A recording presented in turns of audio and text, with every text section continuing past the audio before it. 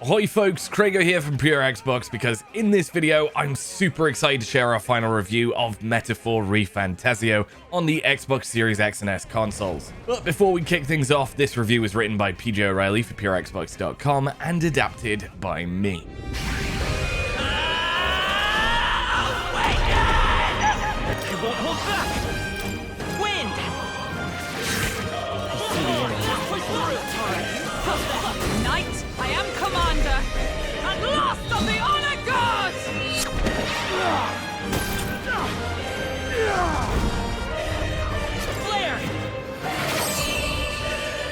It seems odd now, looking back, that we hadn't really been particularly excited for Metaphor ReFantazio over the past couple of months. Maybe it's the fact that we've played so many Persona revamps and remakes lately, but something or other had us feeling as though a return to a similar JRPG ground was going to take a lot of digging in, especially given its running times for most of what is produced out of Atlas HQ. It's a commitment, to say the least. Insolent pup! You will learn your place. Now that it's here, of course, and having pretty much spent every waking hour with the game over the past week or two, we can tell you that we've been very silly in not being incredibly excited for this one. My lord, are you hurt? Studio Zero's first fresh IP since its formation in 2016 is a bona fide Persona 5 beta. Yep, that's a crazy thing to say, and we're all crazy people, but it's also true. This guy's got no filter, but he has a point. Now, we won't spoil anything in this review, rest assured, and if you can, please try to go into this as unsullied as possible, because you'll want to savor every single second, every surprise and twist in this tale in your own good time. Let's make sure we use our time wisely, okay? Metaphor ReFantazio sees the masterminds behind the Persona series at the very top of their best-in-class game, taking all of the many lessons they've learned from creating some of the greatest and most stylish RPGs of all time, and serving them up as a delicious slice of fantasy that's hands down the best thing we've played in 2024. I will show you truth, the truth of reality.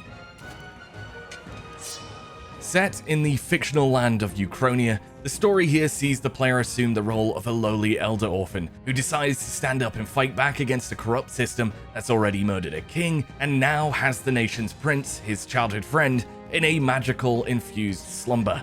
You'll likely know the general outline of the narrative already if you've been following along with the pre-release hype, and honestly, we're reluctant to say anything much more about it because it's too damn good to spoil a second of.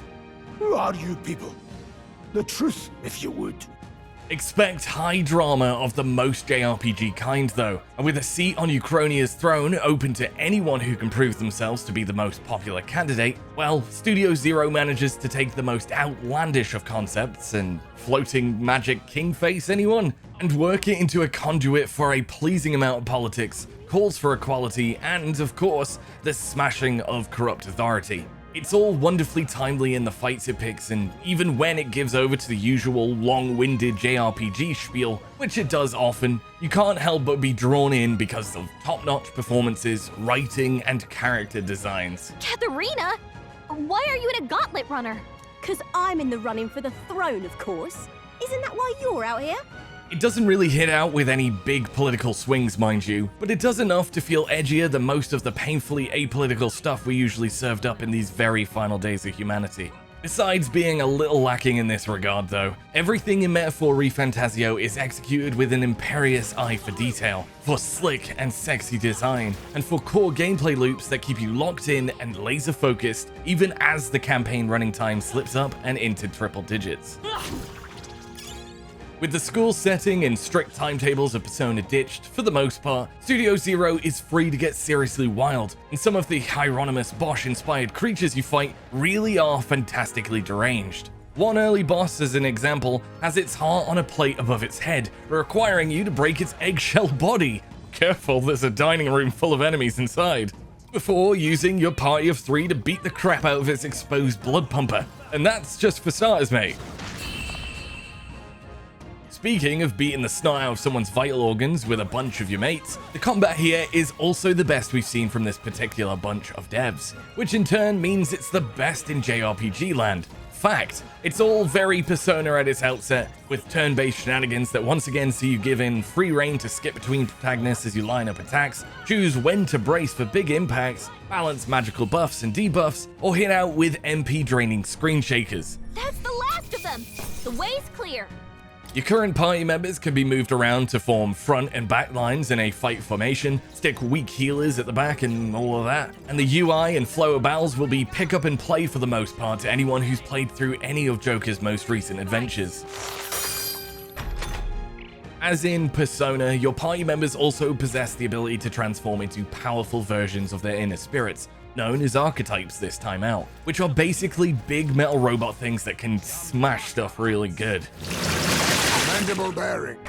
And developing relationships with companions, exploring or taking on side missions gradually gives you more access to more archetypes. Seeker, Mage, Warrior, Knight, etc. Archetypes can be swapped around between characters, not to mention the fact that you can lift and mix moves from archetype sets, in order to add a little personalization to your preferred attack style. The ones we've listed here aren't really all that exciting, to be fair. We're trying not to ruin any of the fun and sticking with early game unlocks, but rest assured there are a load of archetypes to muck around with, and some surprising inclusions along the way that will give you plenty of tricks to play with. The more you play as any archetype, the faster you'll rank it up through 20 levels, unlocking more and more moves, combos, and all of that sweet JRPG jazz as you go. There's team combos and synergies to get busy utilizing as things get more heated, and generally everything is introduced in a nice rhythm as the game takes its time early doors, letting you get used to each new aspect of Scraps before revealing the next strategic trick up its sleeve. Some might consider the pace a little slow at times in the first third, but we prefer to think of it as marinating ourselves in an exquisite JRPG marinade that we'd quite happily never be removed from. What's your rush anyway? Have you seen what's going on outside? Rokenberg got them right in their weak spot. I'm all prepared. All of this battle stuff, as we've already said, does hew very closely to what we've already played in the likes of Persona 5, in terms of how it looks with regards to the basic mechanics. However, for those who worry it's just a reskin of past glories, there are more than enough big changes here to dispel that feeling very quickly once you dig in. Everything is slicker, more immediate and modern. It's more accessible, easier to get your head around, and all while still processing the depth required, and more besides, to give the hardcore faithful exactly what they're after, whilst also opening its doors wide for new players. Keep it up, Let's stay calm. One of the biggest of these changes when it comes to the considerable improvements to combat is how you can approach and dispatch smaller foes as you move around dungeons without needing to engage them in turn-based battle. Scanning an area will show you all the deets on nearby enemies, with any blue colored targets as a pushover that you can feel free to smash into for one-shot kills, as well as plenty of XP to feed your royal virtues, which is just a fancy word for skills to us paupers, innit? Stronger foes can also be softened up using this new technique as well, allowing you to get the drop on some heavier units, striking first to engage battles with a surprise advantage. It really does give the whole thing a huge lift in terms of overall tempo, this ability to wail on weaklings and stealth drop onto harder foes from time to time, providing you with much more agency in how things play out from moment to moment. Spoiler, they play out more violently. The dungeons themselves are still labyrinthian affairs that'll take you hours to complete at times. Some things never change, but they're also much busier, and generally livelier places to spend time in than Persona's sometimes tediously repetitive rooms and corridors. There they are. There's just way more to see as you blast around Metaphor ReFantazio's Twisted World in general too, with some incredible vistas dotted along the way to help things feel less confined. Indeed, one wide shot of your party running up cathedral steps as an enormous rotten human corpse comes into view far below is a moment that is stuck with us. Shortcuts are also dotted around to save you lengthy backtracks in dungeons, fast travel is a breeze from the beautiful world map, and overall there's just way more smarts in level design. The various town hubs are a big step up too, as well as more vibrancy and variety all around. It's just very exciting, pals. We also need to mention the cast of characters you'll spend time with before wrapping up. The English dub is on point for the most part. Some doth posh accents doth persist, And the likes of Hulkenberg, Stroll, Gallagher, and Heismay make for proper badass squad mates to get to know and love as you battle your way through a story that hits hard with emotion when it needs to. There's a little Xenoblade flavor at times in the regional accents and banter. These folks are just a little more freewheeling than the Phantom Thieves, which helps make for an enthralling, emotional, and truly epic adventure. This is a great big sprawling JRPG of the very best kind. A game to get 100% swept up in for aeons. Thank you for finding her. Honestly, we could just talk all day about this one, but to cut it short, it's quite simply the best game we've seen out of one of the most talented studios in the biz. That in itself should be more than enough to have any interested parties absolutely chomping at the bit for release day. No big spoilers or detailing of every single facet of this one are necessary, just go play it already. What's needed? Helpful as ever.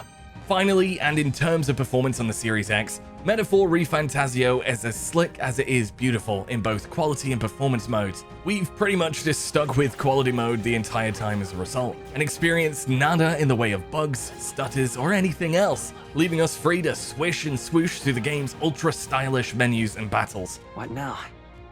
Oh, and we simply cannot wrap here without mentioning the battle music and soundtrack, as it's absolutely banging. Seriously, big respect to Shoji Meguro. He nailed it in providing a suitably bombastic score for the best game of 2024 so far. What the? Metaphor ReFantazio is the team behind the best of the Persona series at the very top of their game. We were a little concerned we were in for a quick reskin of Joker's past glories, and if we're being truly honest, we'd probably still have gobbled that up, let's face it, but what we've actually ended up here with is a monumental JRPG. This is a coming together of everything that's been learned, honed, and perfected over the years, presented through a phenomenal core narrative that's full of emotion and hope. Amazing characters, some of the most warped enemy designs we've ever seen, and enough slick combat and style to do us until they make the next one. They better be making the next one already. Well, there you have it. Personally, I'm so glad we slapped a whopping big 10 out of 10 on Metaphor ReFantazio. The game is just sublime, but just go and play it. That's our biggest advice. We'd love to hear what you think, so be sure to let us know your plans for Metaphor in the comments. And with that, all that's left to say is bye-bye for now. Cheerio!